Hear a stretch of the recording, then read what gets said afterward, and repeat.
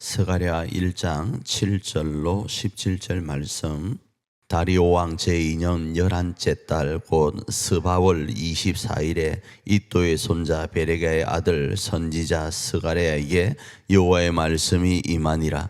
내가 밤에 보니 한 사람이 붉은 말을 타고 골짜기 속 화석류 나무 사이에 섰고 그 뒤에는 붉은 말과 자줏빛 말과 백마가 있기로 내가 말하되 내 주여 이들이 무엇이니까니 내게 말하는 천사가 내게 이르되 이들이 무엇인지 내가 네게 보이리라 하니 화석류 나무 사이에 선자가 대답하여 이르되 이는 여호와께서 땅에 두루 다니라고 보내신 자들이니라.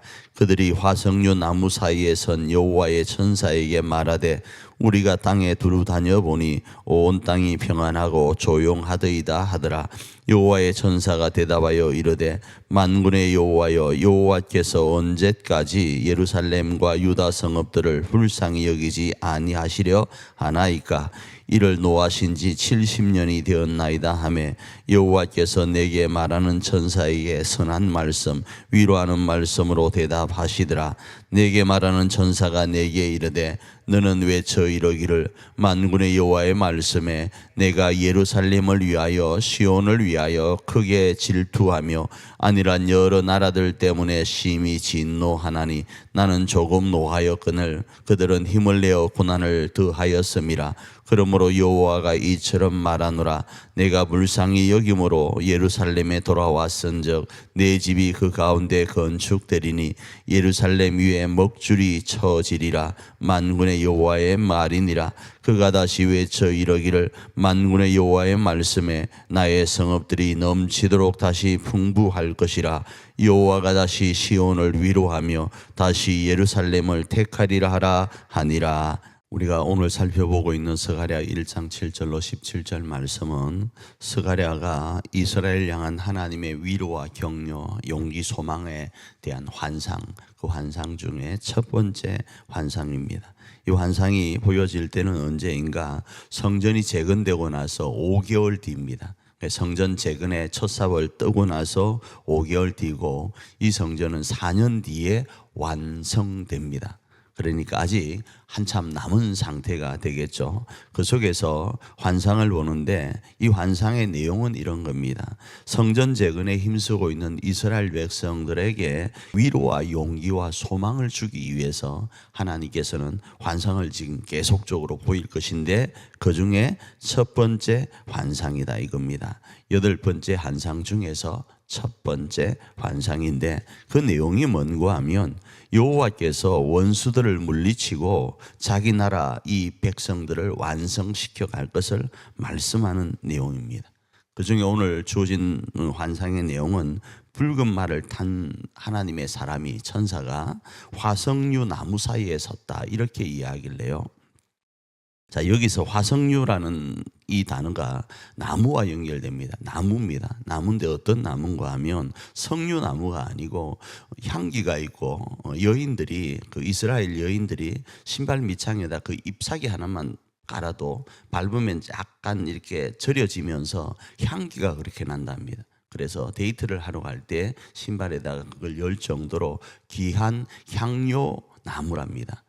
그리고 그 꽃은 또 아름답기 이럴 때 없다라고 해요.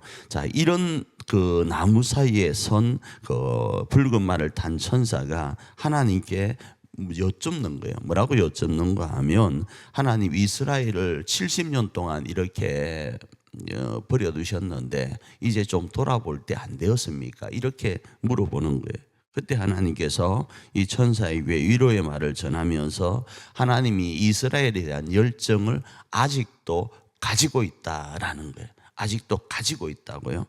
그래서 이 열정 때문에 지금 조용한 나라, 그러니까 여러 나라를 이야기하는 거예요. 조용한 이 여러 나라, 이 여러 나라를 심판하실 것이고 이스라엘 위에 성전을 건축할 수 있는 하나님이 원하는 성전이 재건되도록 청량줄을 놓겠다 이렇게 말씀을 하고 이로 인하여서 이스라엘 성내가 다시 풍성하여질 것이고 하나님은 이 예루살렘을 다시 선택하게 될 것이다를 말씀을 하는 거예요. 자, 이 말씀을 오늘 우리의 삶에 그대로 적용하면 조금 초두에 제가 이런 말씀을 드렸습니다. 성전이 재건된 지 5개월 되었다고 이야기를 했습니다. 아직 멀었습니다. 3년 7개월이나 남아 있습니다. 그런데 하나님께서는 이렇게 말씀을 하시는 거예요. 너희가 성전을 재건했으니까가 아니고 성전을 재건하면이라는 느낌적인 느낌으로 말씀을 하시는 거예요.